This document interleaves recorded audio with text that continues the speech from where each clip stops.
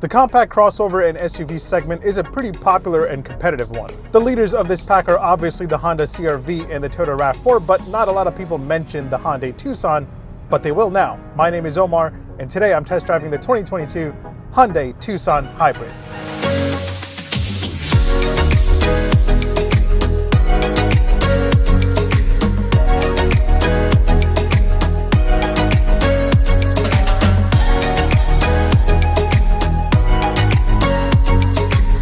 Before we get into everything else, I do want to give a shout out to Hyundai for being one of the few mass market brands that's continuously innovative and continuously pushing the envelope. Hyundai is one of the few brands that is improving each of their models model year after model year. And they aren't just stopping with a few major upgrades and employing the copy and paste strategy. Each Hyundai, including the Palisade, the Sonata, the Santa Fe, and now the Tucson, have something new to offer from the brand. Now, I know a lot of you out there don't take Hyundai, Kia, and Genesis seriously, but really you're missing out. Why? Well, right off the bat, the new Hyundai Tucson rides better than a lot of the competition, has some of the most advanced tech you'll see in this segment, and when it comes to styling, just look at this thing. It looks absolutely futuristic. Now, usually I'll give you my driving impressions until after I give you a tour of the vehicle that I'm test driving, but I'm restructuring my reviews and I figure why make you wait. That said, the new Tucson is way more refined than the outgoing one. Forget everything that you knew about the outgoing Tucson, because this one here feels like a completely new vehicle. Not only does this look outstanding, but this interior is really something else, especially when you step up to the high-end limited trims. Ride quality-wise, this thing is pretty smooth, and I did notice that they did an amazing job with the insulation because it is really, really quiet in here. You have a bunch of different powertrain choices to pick from. You have a full gasoline model, you have a plug-in hybrid,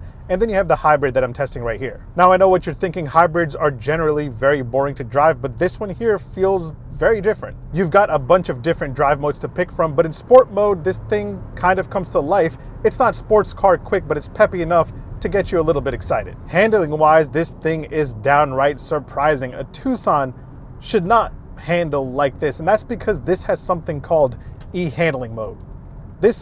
I'm doing this in a Tucson. I'm taking an exit ramp at 40 miles an hour. That's crazy. Basically, this thing will read your driving style and the road conditions and then apply torque via the electric motors to help improve cornering. That's amazing. I've been driving this thing around for about a week or so, and I've never really been that excited to get into a compact SUV and drive it, let alone a hybrid compact SUV. All that said, how does it stack up against the competition? Let's find out. Let me give you a tour of the 2022 Hyundai Tucson Hybrid, and then I'll give you my opinion on whether or not if you should consider this over the competition. Make sure you hit like, make sure you hit subscribe. All right, let's do this. So let's kick it off like we usually do by taking a look at all of the cool and interesting things that you should know about the 2022 Hyundai Tucson, but I want to point out something first. So as I mentioned in the beginning of this video, Hyundai is really getting better and better with each new model update that they offer. Usually brands will just get kind of complacent and offer the same infotainment, tech, features, and design across their lineup, but Hyundai has managed to differentiate everything in its lineup. For example, the new Tucson offers something called Remote Smart Parking Assist, which will allow you to park your Tucson just by using your keys. To do this, you just hold this camera button right here down for a second, then you'll see a pop-up on the screen giving you instructions on what to do, and then you just step out of your vehicle and use your key to park it. That's a high-end feature that you barely see on luxury brands, so it's crazy to even see it here on a mass market compact SUV. Now, I must point out that you can only get this on the Hyundai Tucson Limited, which is the fully loaded trim, but even being fully loaded, it carries a price tag of only $34,700, which is pretty insane to me, at least, because for that price tag, you get a lot more that we'll continue to see throughout this review. Now, I've tested a bunch of the new Hyundai models, so I don't want to get too repetitive with the cool and interesting features list, so I'll link my other Hyundai reviews in the description below, but let's run through a quick rapid fire sessions of the most important ones. Hyundai's digital gauge cluster display is very impressive. You have some really, really cool animations, but one of my favorite things is the blind spot camera that's integrated right here. So you indicate left, you'll see your left blind spot, and indicate right, you'll see your right blind spot. More automakers should definitely do this. You've probably seen this about a million times, but here it is again. You have sounds of nature. Time to relax with some warm fireplace. You've got quiet mode in here, which basically moves all the media sound to the front row so the second row passengers can get some rest. Interestingly enough, I can't find passenger talk anywhere here, even though the manual says it has it. The Tucson also gets the new Hyundai digital key, which allows you to use your smartphone or the provided card as your actual key. That said, there are a lot of other cool things about the new Tucson that have to do with the exterior and the interior, so we'll talk about that in a few minutes. So let's get into how much the new Tucson costs. You can get into the base model for $24,950, and if you want to go for the hybrid, you start at the hybrid blue for $29,050. The top of the line Tucson Hybrid Limited starts at $37,350, and there's a plug-in hybrid version on the way, which will carry an estimated price tag of around $35,000. Now, if you want all the bells and whistles, you'll have to go for the limited model, but keep in mind, you don't have to go for the hybrid. You can go for the regular Tucson Limited, which starts at $34,700. And when you get to the top end limited trim, that's the price you'll pay unless you add on some random accessories, because it comes standard with everything you can basically imagine, including the beautiful 10.25-inch digital gauge cluster display. You also get a 10.25-inch touchscreen display in the center, which houses the infotainment system, and you get standard navigation, standard Apple CarPlay, and standard Android Auto. You also get a pretty solid Bose sound system. It's not that bad at all. You get a standard wireless charger, of course, as you should at this price tag. You get some really nice ambient lighting in here with 64 colors to pick from, which is an insane amount of colors. I just need blue. The limited trim also comes standard with heated and cooled front seats along with the heated steering wheel. You also get heated rear seats, which is kind of unheard of in this segment. There's also this massive panoramic sunroof, which brightens up this interior quite a bit. On the outside, you get these really sharp 19-inch wheels that don't look too hybrid-y for a hybrid. I really like these wheels a lot. They're not trying to be too fuel efficient looking. And when it comes to driver assist tech, you're pretty much loaded here with this really crisp 360 view camera, along with Hyundai's driving assist, which is really awesome. You also get adaptive cruise control and one of the best lane following assist systems. And of course, you get smart park and remote smart parking assist as standard. Will it stop? Will it stop? Will it stop? Will it hit me? Will it hit me? No, it stopped. But yeah, at $34,700 for the Tucson Limited and $37,350 for the Tucson Hybrid Limited, you're pretty much packed with features that you don't even get on some luxury cars. Let's talk horsepower and torque. Power for the Hyundai Tucson Hybrid comes from a 1.6 liter 4-cylinder turbo engine that's mated to a 59 horsepower electric motor, and combined output comes in at 226 horsepower and 258 pound-feet of torque. An awesome thing here is that you don't have a CVT transmission, you have a 6-speed automatic transmission, which is awesome. And that setup makes this thing pretty fun to drive. I clocked 0 to 60 in at 7.8 seconds, which is not terribly fast, but it's not terribly slow either. That is pretty impressive for a car competing in this segment. Drive modes wise, and let's check out the cool animations, you're working with Eco and Sport, and then you have Smart, and you have Snow. Pretty cool. Fuel economy wise, the Hyundai Tucson Hybrid averages 37 city and 36 highway. You have a 13.7 gallon tank capacity. I'm averaging, after about 4 days of driving and some idling, a total of 25.6 miles a gallon, so not bad. And if you're looking for some EV action, you can go for the Hyundai Tucson plug-in hybrid, which will give you 32 miles on a full charge, which is not that bad at all. So let's take a look at the exterior design, because this is one of the most unique looking compact SUVs out there, and one of the first things you'll probably notice are the headlamps and daytime running lights on the front. The design of these lights are actually taken from the Hyundai Vision T concept that we saw in 2019.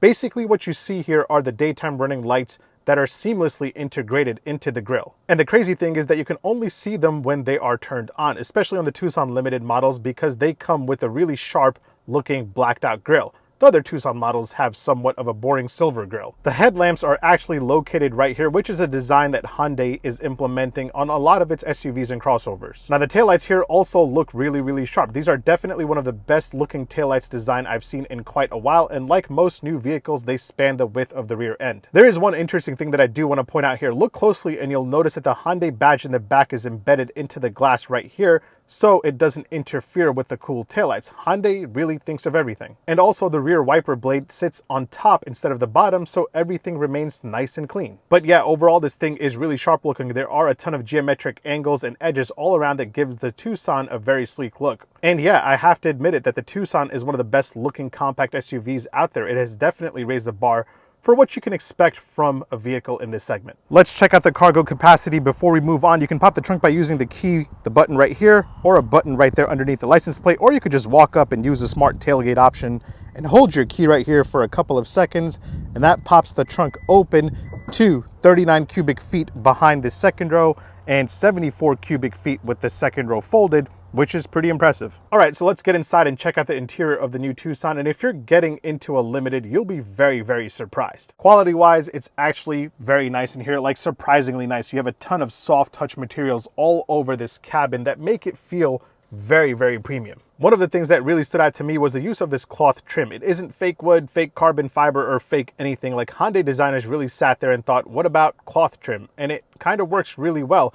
I don't know how it'll hold up over a long period of time, but when it's brand spanking new, it looks really nice. One of the other things that really stood out to me were these two swoops that kind of segment out the driver and the passenger section. It looks really clean. I also noticed that the gauge cluster doesn't have a hood covering it, and that's only when you get the digital gauge cluster display. Usually, there's a hood to stop the sun from causing any massive glare, but the digital gauge cluster display here is so sharp that Hyundai is pretty confident you won't need anything there at all. Now, interestingly enough, if you go for the base Tucson or the SEL, or basically anything lower than the limited model, it looks totally different, and you have a hood over the analog gauge cluster. The other thing that I noticed is how these vents actually blend in with the line that runs across the dash. I've seen this on Audi interiors, but yeah, it's done very clean here. Now, speaking of clean, one thing I absolutely can't stand are touch capacitive buttons, and what I hate even more are touch capacitive buttons housed in a giant polished black area. I don't get why automakers are so obsessed with touch capacitive buttons and polished black. It's not intuitive, it causes many fingerprints, and it scratches very easily. Funny thing is, on the lower end trims of the Tucson, you actually get real knobs and real buttons instead of this craziness. Now, when it comes to comfort, it's pretty nice in here. You get standard leather trim seats here on the limited model, and again, they are also heated and cooled as standard. Let's hop in the second row and check out the rear legroom. You're working with 41.3 inches of rear legroom back here. I'm about 6 foot tall. That's my seating position.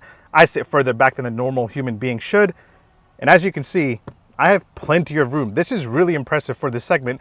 Not to mention, the rear seat also reclines, so you can lay back and chill. Now let's talk infotainment really quick. The base Tucson and the SEL Tucson come standard with an 8-inch touchscreen display, while the Limited comes with this 10.25-inch touchscreen display right here. The base 8-inch touchscreen display has an older looking version of Hyundai's infotainment system, but it has wireless Apple CarPlay and wireless Android Auto. Now, this fancy 10.25-inch touchscreen display that I have here looks amazing. It's very responsive. It's packed with a bunch of cool features. However, you don't get wireless Apple CarPlay or wireless Android Auto. Why? I have no clue, but that's just how it is. Now, before I give you my opinion on how it is to drive the new 2020 Hyundai Tucson Hybrid, let me point out a few random things that I'll have to show all of you. You have 4 cup holders, 2 in the front for the front passengers, obviously, and 2 in the back for the rear passengers. As you can see, there's a lot of condensation on my Dunkin' Donuts cup because it's extremely hot outside here. It's about 93 degrees, so ouch. Here are what the keys look like to the new Hyundai Tucson, and just about every other Hyundai model out there. You have the smart park buttons right here. You have the trunk, the panic, the lock, unlock, and remote start. There's a lot you can do with this key. Door open and close from the outside and from the inside. Not bad. You heard some hollowness on the outside. The only thing Hyundai has left to offer in this mainstream segment are soft closed doors. So maybe they'll do that. Hyundai, please. Charging game wise, you're working with a wireless charging pad right here. So you just lay your phone down right here. And then you have 2 USB ports, one for Apple CarPlay and Android Auto, and one just for charging. And rear passengers also enjoy 2 USB ports right there. USB-C ports are not anywhere here to be found. So that's probably next. And let's test out the indicator and the horn sound here on the 2022 Hyundai Tucson. Indicator first.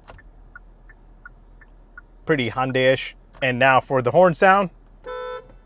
Wow, much better than I thought. Doesn't sound like a Hyundai Veloster or an Elantra, so that's really nice. And now that I've given you a tour of the 2022 Hyundai Tucson, let me give you my opinion on if you should buy this over the competition. Let's get to it. So yeah, you already know what my answer is going to be. Yes, I highly recommend this over the competition. Like I said, you have the Honda CR-V and the Toyota RAV4 as the most popular options in this segment. Both are pretty solid, and I don't want to take anything away from them. However, the RAV4 and the RAV4 Hybrid are just kind of there. They're a little bit boring to me. Now, the Toyota RAV4 Prime, that's an interesting option, but also an expensive one. Now, the Honda CR-V and the CR-V Hybrid are also great options, but my issue with the CR-V is that it just got a little complacent. The CR-V seems like it's been stuck in 2015 for way too long, and until I see a massive upgrade like the one on the new Civic, I think it's also just kind of there. So when you compare the styling, the interior quality, the drive, the tech, it's hard not to like the Tucson. I should mention that the Hyundai Tucson Hybrid is a couple miles a gallon behind the Honda CR-V Hybrid and the Toyota RAV4 Hybrid, but it's nothing that's gonna sway me away from everything else that it has to offer. Either way, thanks for watching. Make sure you hit subscribe, make sure you hit like, make sure you follow me on Instagram and on TikTok. My handle is @OmarDrives. I'll catch you in the next one. Take care. Peace. I like it a lot. I like this thing a lot. Oh, by the way, their lane keep assist system is outstanding.